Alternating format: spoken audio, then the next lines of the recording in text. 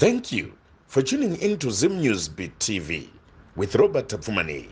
Thank you once again. Thank you very much. Thank you for joining us on Zim News Beat TV, your favorite online television. Tinokutendai nekusubscribe kwamuri kuita uye zvakare nekujoina WhatsApp groups edu zvakare. Remember, we are also on Facebook. What you need to do is just to click that like or subscription button so that every time we post something new, you will get a notification and you'll never miss these informative and exciting programs. My name is Robert Tapfumani. Nasi sekuziva kwenyu tinoenda kumadzimambo uko kwavanenge vachitonga nyaya dzakasiyana-siyana, nyaya dzinoitika munharaunda mavo. Asi pazuva ranhasi tina chief nyanga vatiwo ayo sanyanga anditika vakati ayo inzwaika inini kunoku hongu mune zvikonzero zvekuti musauye kuzonzwa nyaya dzematare kuno. Chikonzero ndechekuti ini samambo handisati ndagadzwa. Sei ndisati ndagadzwa hatizive. Tikati ayo regai timbokurukura navo tinzwe kuti zvakamira sei. Mambo makadi zvinyi? Tiripo makadiwo zvinyi. Tiripo isu kuri sei kunyanga? Kunyanga kuri nani? Kuri nani? Chando bazwa. Akuri kunongogara kuine chando. Handitika dzime yenyu foni. Sekutaura kwandaita tiri kutaura nachief vanofanira kunge vachigadzwa paumambo hwavo, asi sekutaura kwandaita mambo havasati vagadzwa ndiyo hurukuro yatoda kuita pazuva ranhasi. Ndanga ndichitika kunongogara kuchingotonhora chete. Hakunotonhora. Ndosaka varungu vakakuchuza. Ndinofunga ndogore rakasvika Rhodes muna 1896 raatanga kusvika kunyika yenyanga. Ndo zvaakatanga kunyora izvozvo. Kuti I find nyanga much finer than you described. Ari kunyorera McDonald secretary wake. Please buy me 100,000 hectares immediately. I understand most of it is now being taken away. Akabva atengerwa 100,000 hectares, which is about 400 square kilometers, I think. Saka murikugara munyika yaRhodes? Well, tiri kugara munyika yakatengwa naRhodes.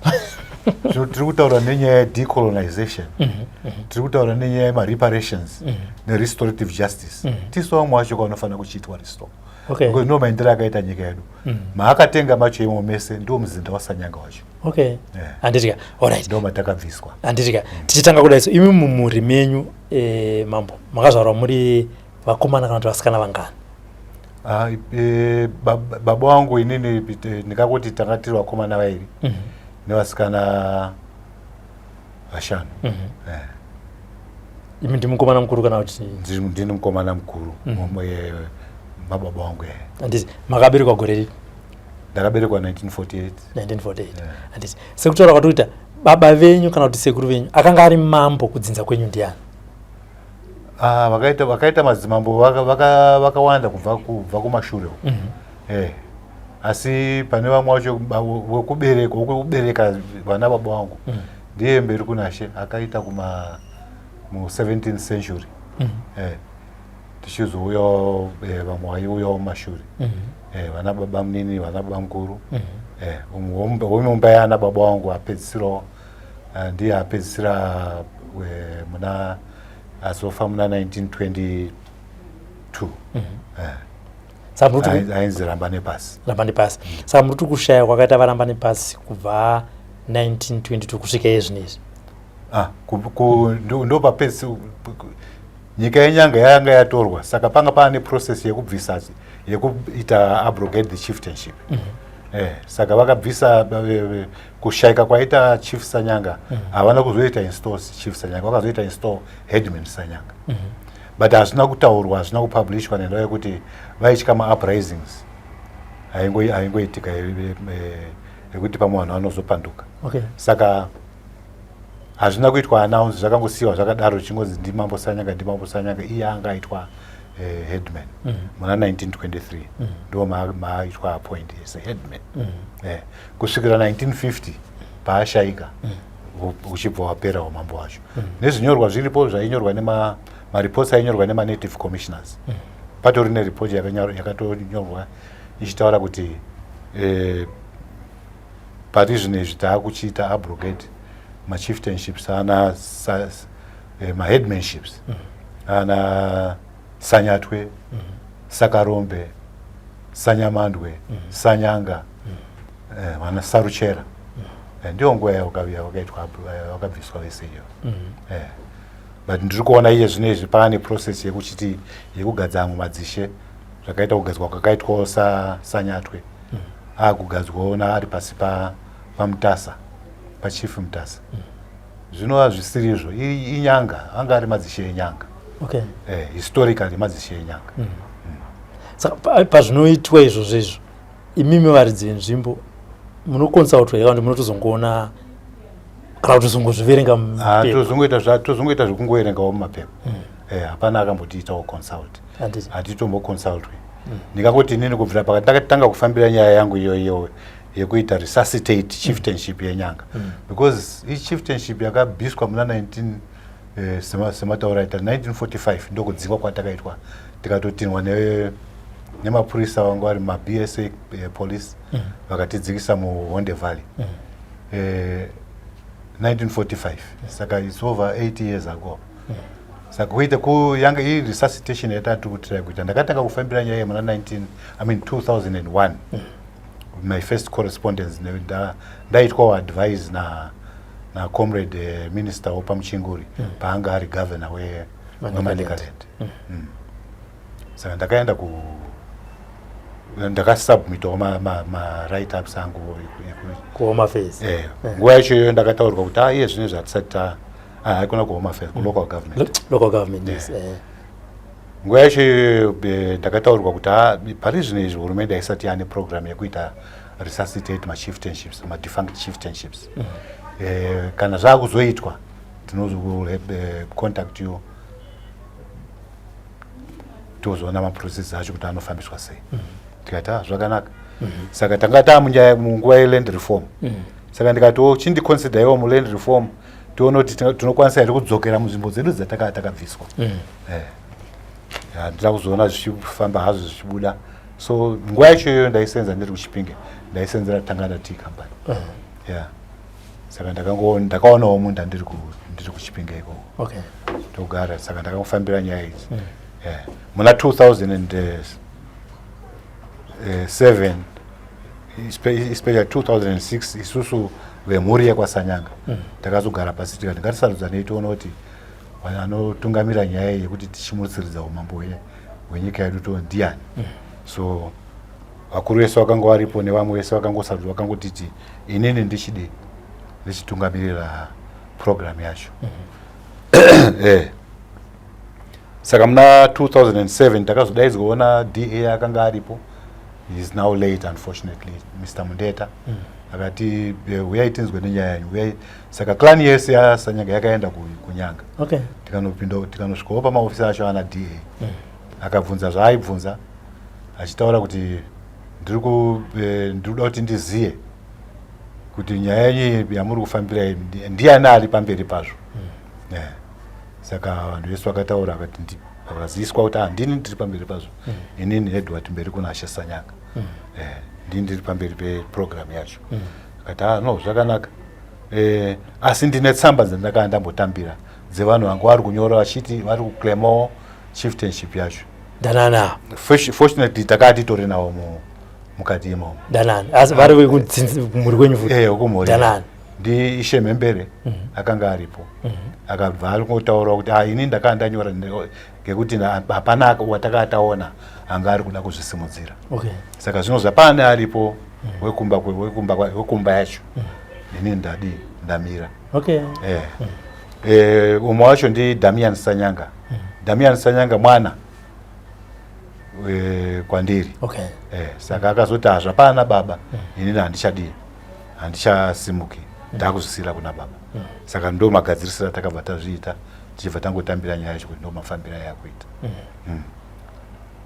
Saka muna 2010 mumwe DA akanga apo mutsva akazonyorawo tsamba yake achiti pane a grain of truth panyaya yechieftainship yaSanyanga.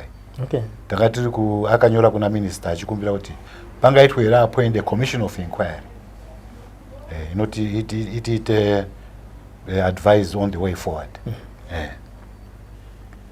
Saka from that time takamira until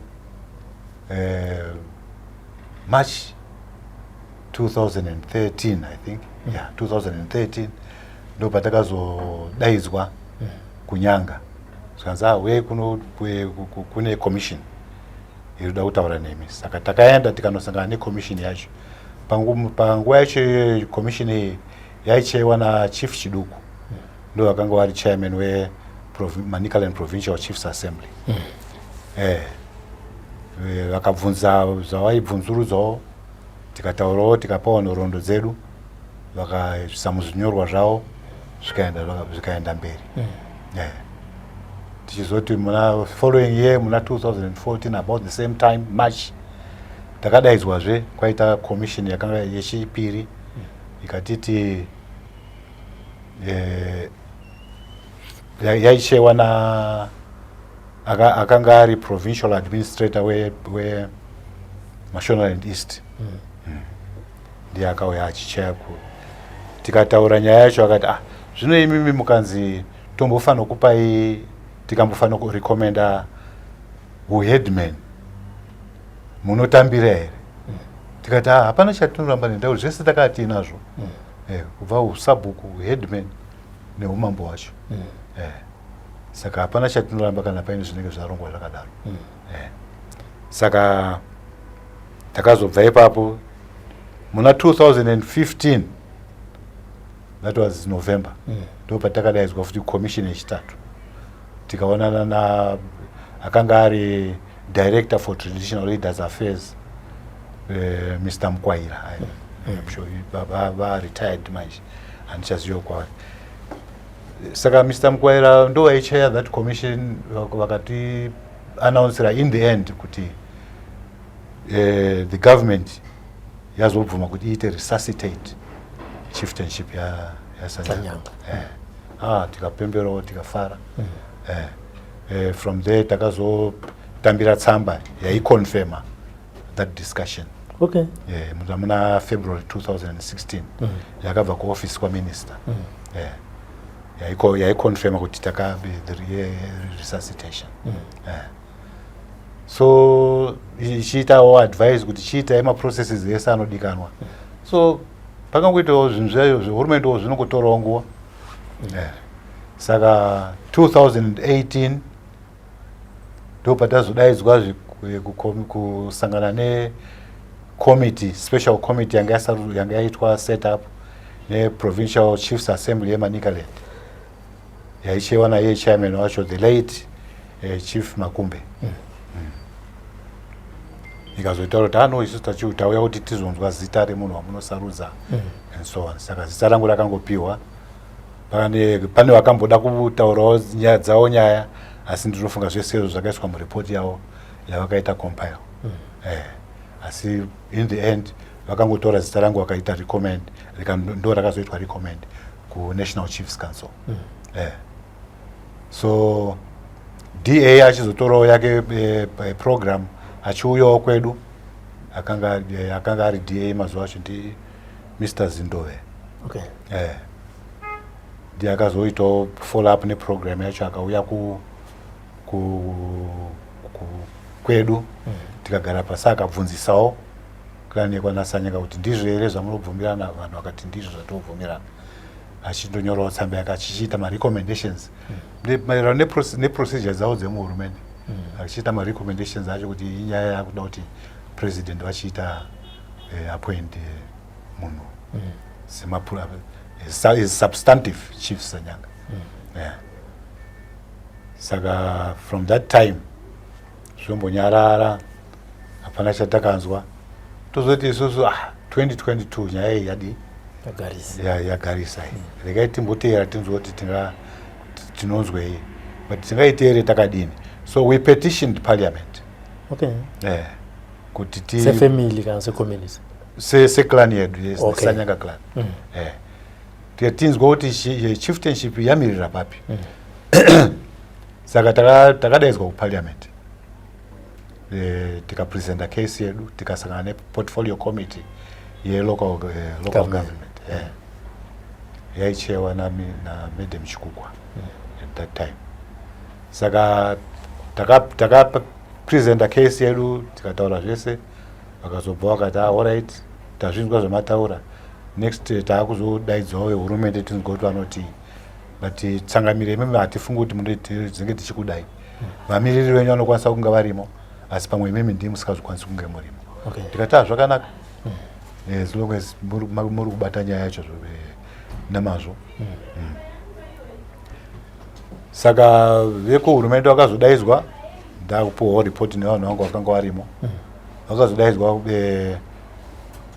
kukauya akanga director we-Traditional Leaders Affairs Mr. Chikoo, hanzi Mr. Chikoo.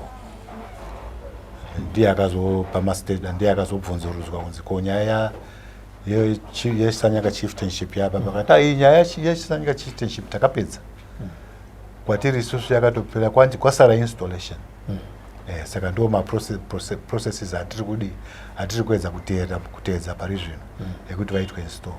Akati zvinozva zvamuri kutora nguva iyo vakaso chieftainship yavo yakaitwa approve kare munozoita sei nemabenefits achief wacho. Akati zvinozongotariswawo pamwe zvinozongopiwawo due consideration nenguva pazvinenge zvaitikira.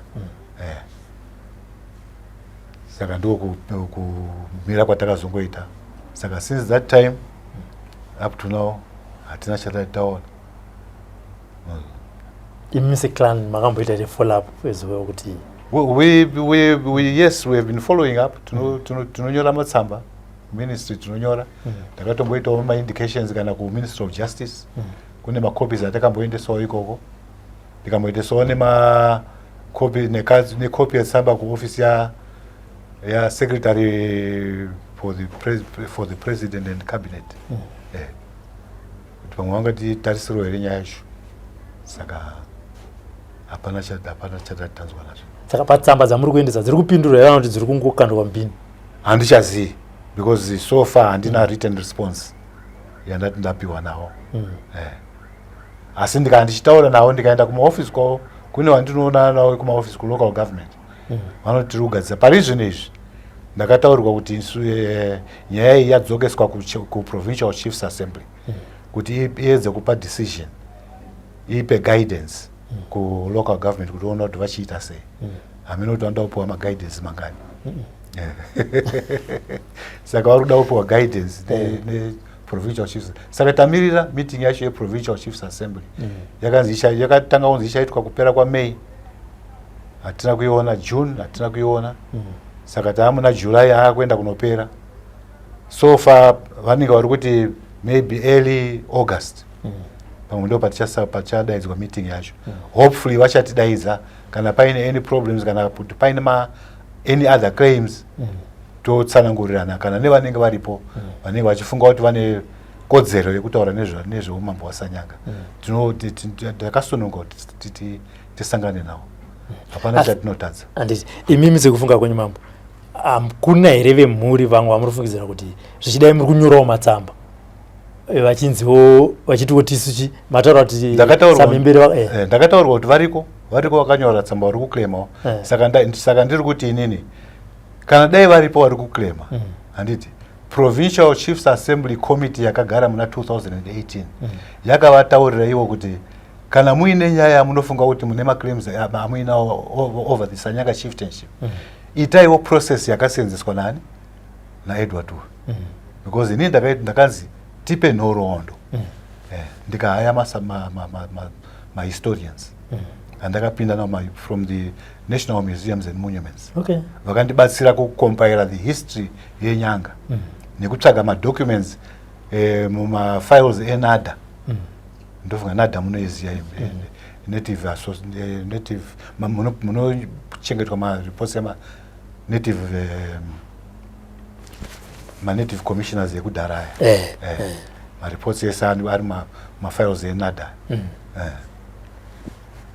Saka ma-reports aya eNADA aipointa here kuti clan yenyu mimi ndiyo the rightful kana kuti angoriko anotaura kuti pana mambo vakabviswa anoindicatawo kuti anoindicatawo kuti madzimambo anga aripo, madzisha anga aripo, anotaura. Ende pano kuti madocuments ariko ari kupointa here kuti chinhu ichi ndechemumba menyu. Ndechemumba medu because munoda kuti muzive kuti pakaitwa abrogate chieftainship mafiles akapiswa. Pane zvinhu zvizhinji zvakaitika. Maproperties akadestroywa, takapera kutorerwa nezvipfuyo zvedu takatorerwa kai. Handiti? Because what you must also remember ndezvekuti panga paine a loot committee yakagadzirwa. Do you know about it? The loot committee yanga iri part of the Pioneer Column. Yakapiwa mandate na Queen Victoria muna 1894. Handiti? Yekuroba zvinhu, kubvutira vanhu zvinhu zvavo, kudispossess ma indigenous people nema properties avo, vachizoshayana the British government nema pioneers acho, vaiita hafu. It was all legal according to the British system. Saka ndo vakapera kuti torerawo nezvinhu zvedu, vakatipisira misha yedu. Kusvika patiri yezvo hatina, tanga tisina documentation yakakwana, yes, but then this process yandiri kutaurai ndo yatakapinda nayo kuti tiite establish zvakava zviripo. Historically, yes, tine zvataiziya. Tine nhoroondo dzataipiwa nani nemadzitateguru edu, vana baba vedu vane zvavaititaurira nehistory yenyanga. Saka ndo zvatakateedza izvozvo. Ndikuti izvozvo zviripo, ende sekutaura kwamuri kuita kuti imwe information yakadestroywa mafiles. Ndiri kuti imimi saEdward handisi munhu akangwaririra hamusa kugreba chinhu ichi because munenge kamaona kuti hapana papana chief kapana handiti mukambati hano but chi handina kuita zvakadaro. Ndingakuti imo munyanga macho mune magadzirisirwo azvinoitwa. Takati tine masvikiro. Tine masvikiro, tine nzira dzedu dzekugadzirisa nekutsvaga. Nhasi unoyo mukaenda munzvimbo yenyanga, mukaenda munzvimbo inonzi Nyakupinga iyeyi, mune matsoka aya ndo isusu chidao chedu tinonzi vana tsokaka. Handiti mutupu wedu tikachidaidzwa tiri vana tsokawo futi. Matsoka kutaura masango ndo maivigwa madzimambo enyanga. Iwo handiri kutaura matsoka ari paNyakupinga. Munopindwa imomo muchiitwa zvirango zvinoitwa. Saka kana usina nhoroondo yauinayo yausingazivi, hapana zvaunokwanisa kuita. Kana paine zvinenge zvanetsa munzvimbo yenyanga, kazhinji kacho handiti tinoitwa consult. Havaendi kunodaidza munhu wese wese. Vane vanhu vavanoenda kunodaidza. Ndadaidzwa on a few occasions nana Water Company nana Erin Forest vaita problems. Ndichienda kunovabatsira nema rituals. Handina kuramba kuti nendo yekuti handina nyika yacho, asi because we believe in progress development. Pakaita problem yePungwe water project. Handiti munoiziva Pungwe water inoenda kwaMutare.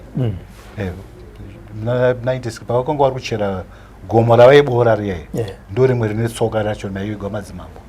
Saka vakaita maproblems.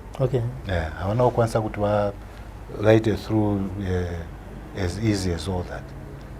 Saka vakazoti vaita approach amwe maleaders anga ari munharaunda vakati endai kuna Sanyanga. Saka they had to come to my father, who was still alive then. Anga ari kuHonde Valley. Ndiye anga ari in line for the chieftainship. Zvakazoparadzwa.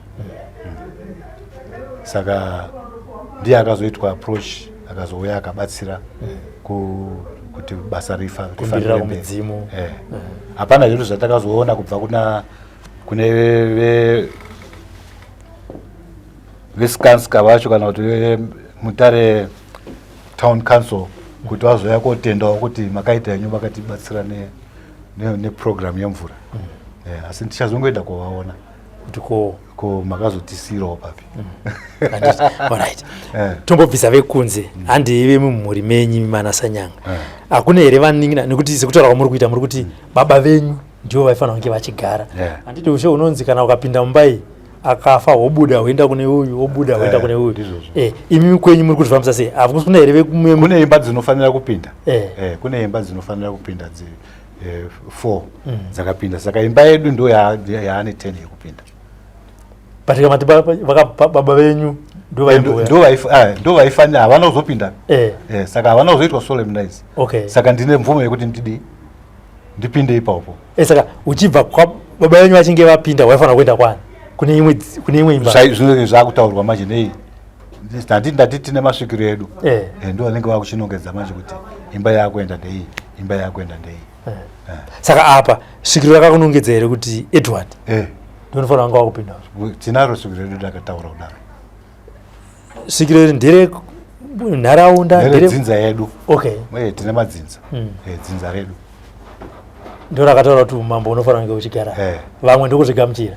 Asi kana kuti imo muri menyu pane here vamwe vaviri kana vatatu vari kuti aiwa umambo nyange zvahwo husina kugarwa nababa vaEdward unofanira kunge uchibuda uchiendawo kumba kwedu isusu anani. Kana varipo handisati tavanzwa. Hapana tauda pachena. Vatingakonzwa ndo vatiri kunzwa kuti vanenge vakanyorawo matsamba kulocal government kuti vachitaurawo nezveumambo wacho. Ndinonzwa kuti pane mudzimai anozviti nhando anoti anobudirwawo anoti akudawo umambo wacho. Asi haana kodzero iyo nenda kuti imba yawo ine tsungo yawo. Anobva kuimba yaana Buu, Mukunda Buu. Vane tsungo yawo yavakapuwa. Havana claim yekuumambo. Saka muchinzwa vakamboendawo here kulocal government nematsamba? Vakaenda nematsamba. Saka ndiri kutaura kuti ndo vamwe vane dzimwe nyaya dzingakoda kuti dzizotaurwa naiyo Provincial Chiefs Assembly. Asi ndo vamwe vacho vakataurirwa kuti kana muine maclaims amuinawo munoteedzaiwo process yakaitwa naEdward. Saka iyo Provincial Chiefs Council nekuti Chiefs Assembly. Chiefs Assembly. Nekuti zvinhu zvatotova nezvazvo mambo izvo hazvinyanyoda uchapupu hwadirector anoshanda kuhurumende akagara zvake kuno kuHarare. Nekuti haazive nhoroondo yanasanyanga nenharaunda yacho iyoyo. Zvekuti haakwanisi kungoita kana kuti recommend kana kungoita sei. Asi kutaura kwamuri kuita kuti vemhuri munogara masvikiro achitaura zvakati zvakati. Vanombosvika here panguva dzekunosvika kune masvikiro ikoko kana kuti kungonyora tsamba vakagara kuno kuHarare kana kwaMutarewo? But kunyorwa kwakaitwa tsamba yakanyorwa naDA. Akaita maconsultations. Asi handikazoconfirma kuti akaita maconsultation nesvikiro riripo. Asi akaita consultation neclan. Provincial Chiefs Assembly vachitaura nekuti atoriwo madzisha akagadzwa anditi ende anotoziva process yechivanhu yekuti ishe kana achida kugadzwa anofambiswa so ende nhoroondo yeumambo yavamba so. Chingaite kuti vana mutasa vari kutungamirira iyo kana kuti council iyoyo assembly iyoyo vasati fambisa zvinhu nekufamba kwenguva chingava chii sekuona kwenyu mimi? Mutasa hasi iye zvinezvi Provincial Chiefs Assembly iri kuchaiwa naChief Mapungwana. Haisi kuchaiwa namutasa. Iri kuchaiwa naChief Mapungwana. Asi Chief Mutasa akabva kuitwawo appoint zvinezvi. Ndiye akabva aitwa appoint nekuSenate.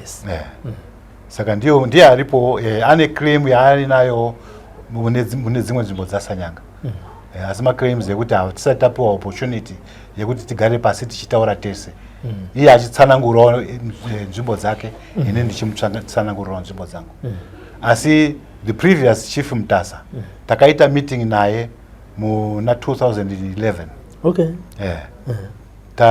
Meeting yadaidzirwa neprovincial provincial administrator Mamutare. Akatinoda kuti tinyatsonzwa kuti maboundary acho amuri kutaura nezvawo enyika yenyanga anga akamira sei. Tikaenda tikanoita meeting yacho paRuda. Naiye the late Chief Mutasa akanga aripo. Chief Tangwena aripo zvinezvi na neni ndakadaidzwapo. Especially isu Chief Sanyanga designate ndiye akadescribe maboundaries enyanga, original traditional boundaries enyanga. Saka kutaura kuno nyanga nemutasa zvinoganwa napa Nyanga nemutasa zvinoganirana panaodza. Okay. Saka kutaura kuno izvinizvi Chief Mutasa vari kutotonga dzimwe mhosva dziri kuparwa mumaboundaries enyimimi. Anobata because anotika maareas aari kutaura nezvo kana kwatinotaura kuti muzinda waSanyanga wacho ari kuclaima kuti ngekwake futi. Because hatisati taita opportunity yekuti tigare pasi naye tichipiwa hurumende ichitigadzika pasi ichitibvunza kuti iyo wakamira sei tivatsanangurire. Saka kutaura kuno kwezvinezvi maheadman ari pasi penyu kana kuti ari kugara ari kutotonga nyaya kana kuti vanhu kwavari kuenda nazvo zvichemo ndaraheadman anani vakamira kugadzwa kwamambo. Handingatange ndataura kuti ndine maheadman kana ndoda kuti handisati ndagadzwa. Handisi kuti ndenyu kuti maheadman angori kwezvinezvi kunyanga ari kusanoita basa ndeapi? Maheadman aitwa appoint zvinezvi vaitwa appoint zvinezvi under Mutasa ndiye headman Sakupwanya, headman Sanyatwe so far. And vana headman Sanyamando varipo kare, vana headman Mudzindiko wakaitwa appoint kare mazuva. Vamwe ndivanani futa vana Sakarombe Saruchera havasati vaitwa appointa. Asi ndinofunga vana Chief Mutasa wacho vari kuda kuedza kuti vafambise program yacho, asi haisi nyika yavo, inyika yaSanyanga yenyanga. Saka ndikuti maheadman aya amataura vari kutora nyaya dzavo vachiendesa kuna mambani. Havasati vaitwa appoint, asi vaitwa appoint vanoendesa kuna Mutasa, which is wrong. Traditional chief wenyanga ndiSanyanga. Kune vamwe tine mamwe madzimambo arimo vana Chief Saunyama, Chief Hata, Chief Tangwena. Saka havasi kupiwa idzo nyaya dzekunyanga. Ndozvati havasi kudzipiwa, dziri kuuya kuna Mutasa uko. Handizivi hangu kuti pane nyaya dzakawanda here dzaitika dzakadaro. Handina umboona. Kazhinji katikuziva kuti semazira anditende kuti pane dzimwe nyaya dzisingatongwe nemaheadman. Dzika munhu akayazomanga anobva kuti inyaya isi kwangu ipfuuridzire mberi kuenda kwachief. Kana kuti iye akaitonga akaitadza kuipedza anobva ati ndatadza kuti ndipedze nyaya. Saka takuti tienderere mberi kuna chief. Saka ndopanoda kunzisa kuti saka nyaya dzakadaro dzikauya kwavari vanodziendesa kuna mambo, kuna chief ani. Okay. Pari zvinezvi ndiye Chief Mutasa. Asi vamwe vanenge vari kudhuze kuna Hata naSaunyama vanoendawo kuna Hata naSaunyama. Asi pari zvinezvi ndiye Mutasa. Saka tichida kunopedza kuti mumuri menyu imimi ngatiti baba venyu handiti vakanga vari mambo, vakanga vaine vanin'ina vangani kana kuti hanzvadzi ngani? Baba wavo vanga vaina vakadzi vakawanda, vanga mhuri yanga yakakura.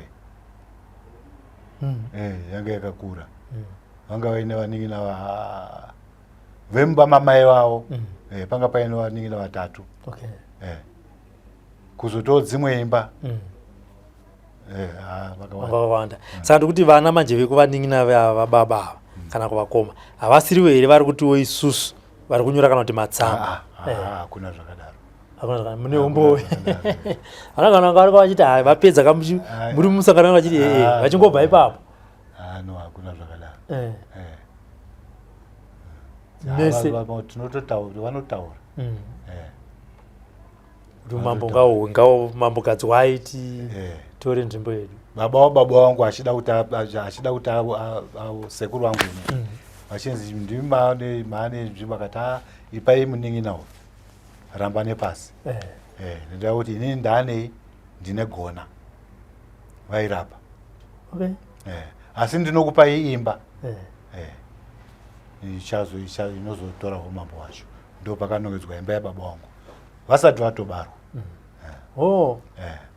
Matora nyaya nakidza. Hanzi ndine gona rei? gona rekurapa.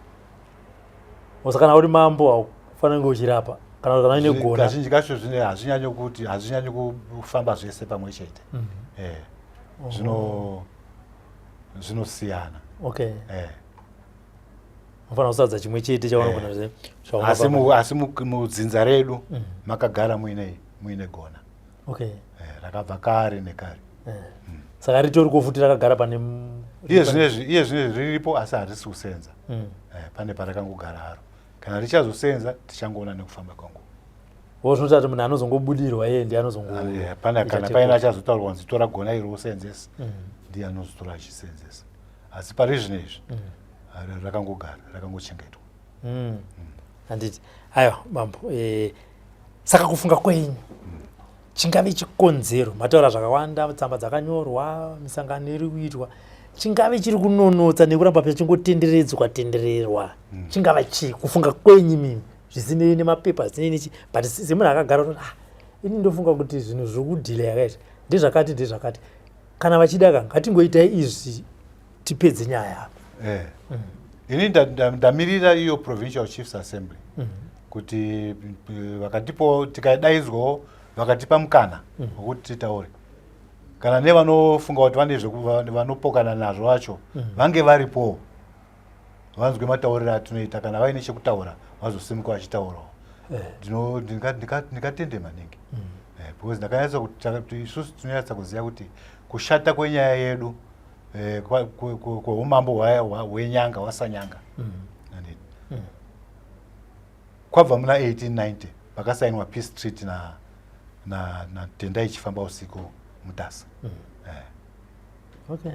Akasaina peace treaty ari pabinga guru pamuzinda wake webinga guru. Haana kuisainira munyanga. Asi nyika yakanyanya kunoshatirwa nepeace treaty nyika yenyanga. Native commissioner yokutanga achitanga kusvika munyanga akatambirwa nani nachief Sanyanga. Akatovunzwa kuti nzvimbo yawasvika iyi nzvimbo yakadii, akati ndaakuiti nyanga. Ndoyakuti mukuru mutungamiri wandaona muno ane nyanga dzake, ane mishonga yake inogara munyanga. Saka vaizosaina peace treaty sei naMutasa Sanyanga ari ipapo apo kando panonesa, ndoyakuti ndiye wakatanga kuona. Ende ndoda kupawo credit kuna ana Mutasa. Ndoyakuti originally Mutasa abva ari kuMozambique. Akaita opportunity yekupindawo muma-mission schools because ma-mission schools akatanga kuitwa establish muMozambique. Akaita opportunity yekupinda muma-mission schools akadzidzawo chirungu. Saka paakazoya kunoko anga akukwanisa kutaura chirungu. Saka ndobva achitaura mawepaini yakoramu ari kusvikawo uchikwanisa kutaurira navisa vachinzwana navachi. Saka zvimwe zvaitaurwa vedu varipo vasingazwi. Havino zvaiitika ipapapo. Asi ndo zvakaitika zvokuti Tendai Chifamba usiku Mutasa akasaina peace treaty ari pabinga guru. Ndiwo muzinda wakasvikira wacho iwoyo. Ana Mutasa outside nyanga, outside maboundaries enyanga.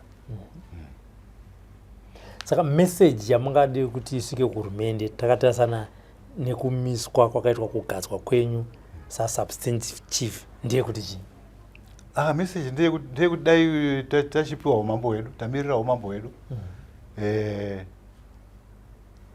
Nhasi unowu kune maissues ari kutaurwa akawanda reparations restorative justice. We are also looking forward to that. We also want to see that put into action. The president November akataura last year achitaura nenyaya yemareparations iwaya.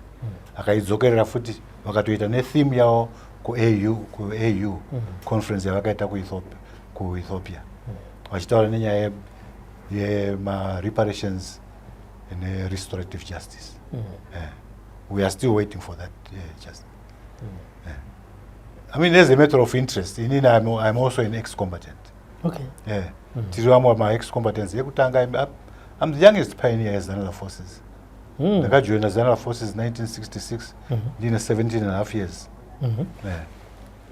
Makaendera kupi, makanotraina kupi? Ndakatraina muTanzania, initially muTanzania, ndikazonotraina kuCuba. kuCuba makazoka 99? 68. Ndipo madeploy kupi? It was northeastern. Okay.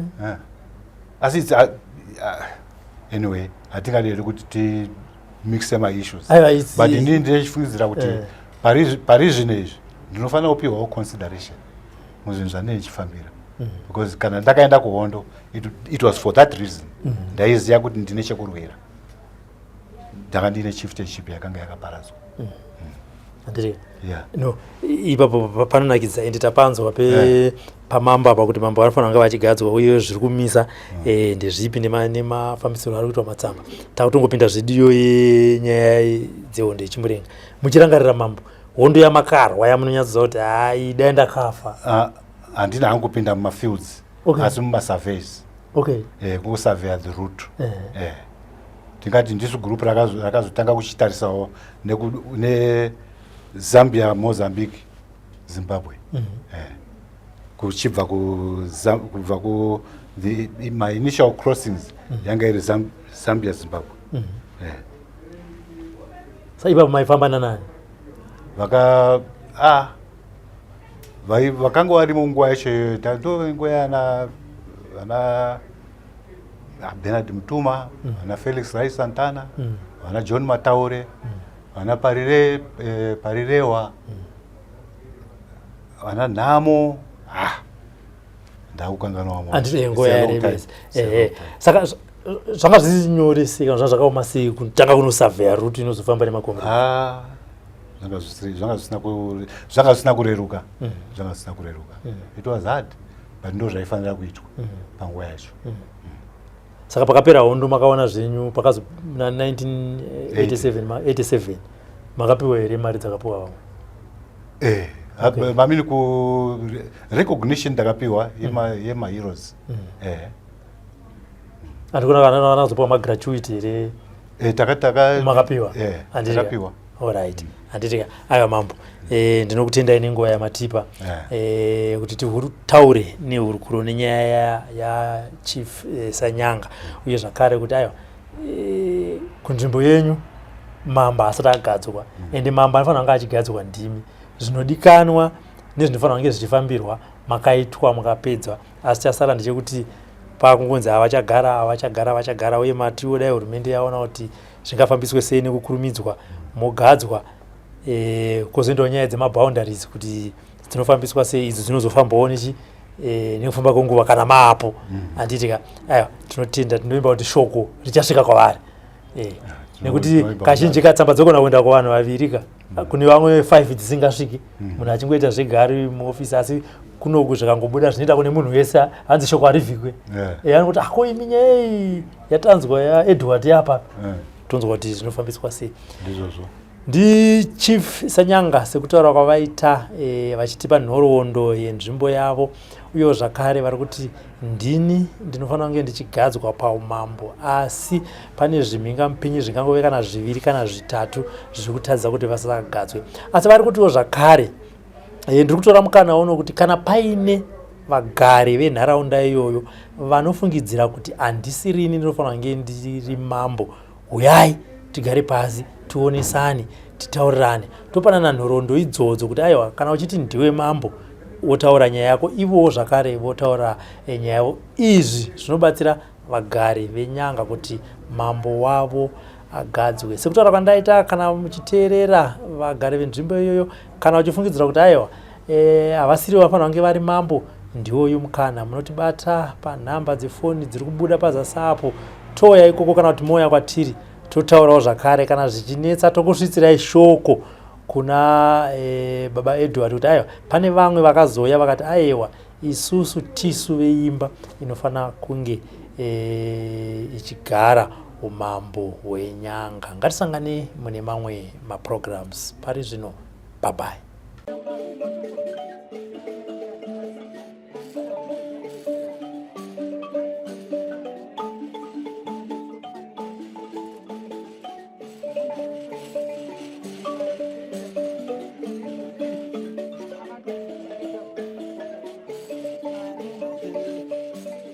Thank you for tuning in to Zim News Beat TV with Robert Tapfumani.